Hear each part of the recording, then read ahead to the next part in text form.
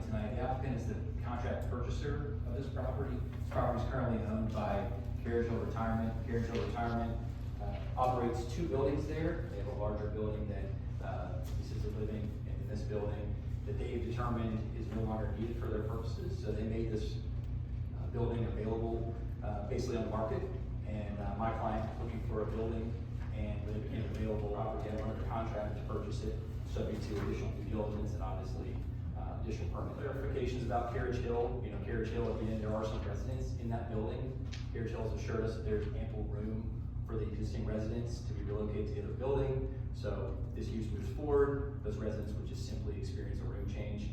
Any of the family members that have contacted us, we give them information for Carriage Hill so they can hear directly from Carriage Hill, since we don't operate that facility. We really picked this building, this facility, because it was ideally situated in a R3 residential zoning district and a building that really fits what my client wants. When we looked at the zoning requires us to create this use. So under the residential zoning district, we felt like that a rehabilitation facility was an appropriate use in the residential district. We know that there's an impact, right? We recognize, and anytime you put something in an area, you have to address any potential negative impacts in terms of noise, traffic, or anything like that. But we feel like this building, where it's located, and really the type of use this is. You know, there's a lot of misnomers about these type of facilities, but when you learn about what this use is tonight, we feel like we can address that and make this harmonious with the rest of the community. What we intend to do with the Carriage Hill location is create a residential substance abuse program.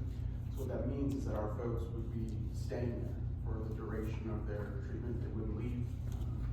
They'd be highly vetted ahead of time. So best way to describe how the building would work is to talk about how we find our patients. So we operate a call center that's based out of Norfolk. All calls come into that call center.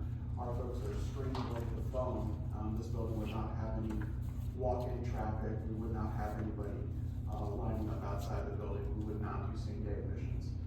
They're cleared by our medical director and our clinical director and approved well in advance. What we anticipate for the Bedford location is minimal impact because we would have minimal traffic. The only traffic that we should see in and out of the building is our staff. Our team is going to be highly trained.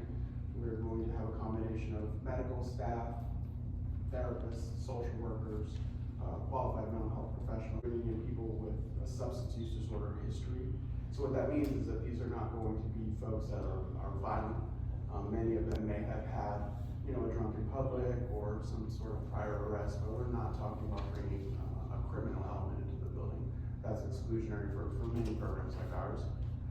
What we're looking at are folks that are searching for treatment. You know, the way that we find our patients is that they're simply Googling or doing a web search for help now, treatment around me, where can I find help? And then they get on the phone with our call center. So these are folks that recognize they have an issue. They're not being forced into treatment. It's an entirely voluntary program. And so with that, what we find is that many of our folks understand and believe that they're not ready to live on their own.